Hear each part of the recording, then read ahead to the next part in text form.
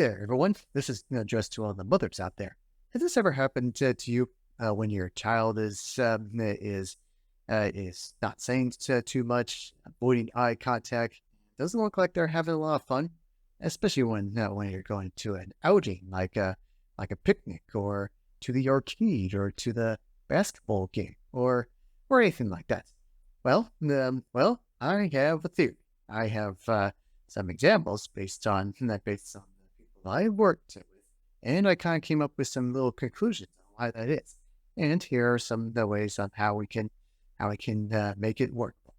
So when children tend to avoid the eye contact or the no, or seem kind of distant and just not there. You know what I mean? There are a few possibilities on why that is. Number one, I think they can be a little shy, a little timid, and sometimes it's okay to feel that way. Especially when something is brand new and different. Number two, sometimes they don't know what to do or what they are expected to do on certain situations. Something that's like inside there they get, what am I supposed to do here? I'm trying to figure it out, but I can't figure it out at the moment. Or, try to, it's like, what do I do next? Kind of thing too. So that's reason number two. Number three, what am I supposed to do to make my mother happy or my dad happy or just, it's like, I don't want them to be disappointed. And it's because, I see all these kids reacting this way, but I don't know why I'm not acting like this. And I really want to, but I don't want to force it. That's just basically it. It's kind of self-managing now, for that kind of thing. And also, reason number four is that they are processing everything that is going on. They're kind of processing their surroundings. So with sight and hearing and even the scent kind of what goes on. That's why that's why it's kind of taking a moment to process until they get all this information into their brilliant little minds. Excuse me. And so those are kind of like the main for takeaways. So here's how we can make it work. How to make it work well. Step one is to let the child know that she or he is going to be okay. It's just let them know, be there for them. They may not look like they appreciate the company, but I do believe, in my work that the large majority of people with autism do appreciate. They appreciate being let know that it's going to be okay, and that their parents are always going to be with them. They appreciate that. And sometimes there are parts where the kids they would feel embarrassed so that they require help and some extra assistance here and there too. It's okay. I mean, some kids do feel that way, and for all the kids out there, I know exactly how you feel. I mean, I was definitely like that for a while until it takes a little bit some time, a while to accept the help, and you can get some benefits from it too.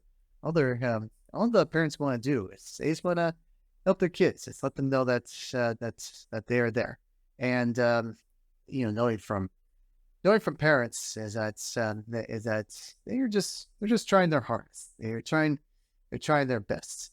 Saying it's best to say something to their kids than nothing at all. Because I know that there are parents out there too that tend to be a little timid and probably they don't know what to say or how to act around their kids. And the way I see it is that for parents out there that feel that way, it's always important to keep trying your best, and just the best that they can do is just let them know that you're there for them, and you want to do everything that they can. So yeah, when kids kind of feel the same way, it can be it can be a little challenging sometimes to communicate that especially with kids with autism, that seem to want to communicate properly, but tend to want to learn more how to do that. And that's okay. We just gotta keep on trying. That's all we gotta do. I gotta do is try your hardest. Don't don't ever feel like you need to like force the progress. I mean, otherwise, if you do, then things tend to get a little too much, and so the folks tend to crash. For these things, and we don't really do that. So that's why I would say just let them know that they're there. And sometimes if a gathering or a new experience tend to be too much, then it's okay to fall back.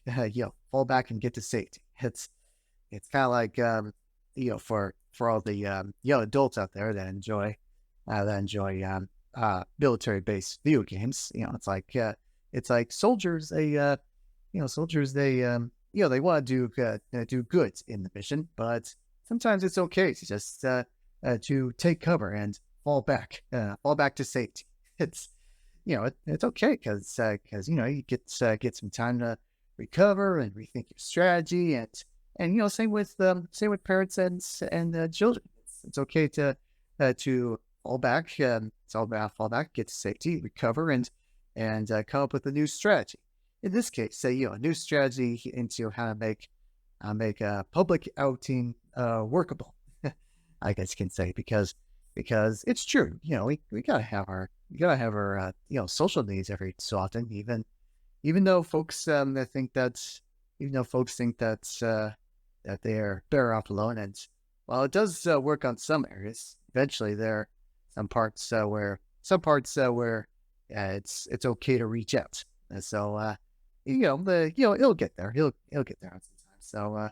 So yeah, anyway, that's pretty much all I got to say for this topic. But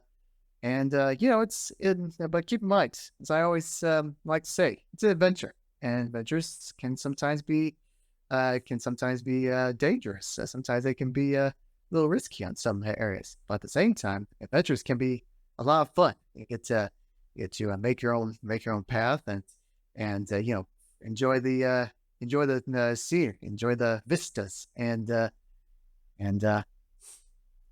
excuse me, warm or warm. Excuse me. So that's all I have to really. So that's pretty much it for that copy. It's a team effort for this adventure, and we can all work on it together. It's just takes some time and energy, but at the same time, even when you feel like you don't when you feel like you don't know what to say, you just gotta try. You just gotta keep on trying until you get those words out to communicate properly, not just on verbally, but through artwork or any other kind of means of communication. It's people have a lot to say. And the kids with autism have a lot to say, and that's why we gotta work on finding those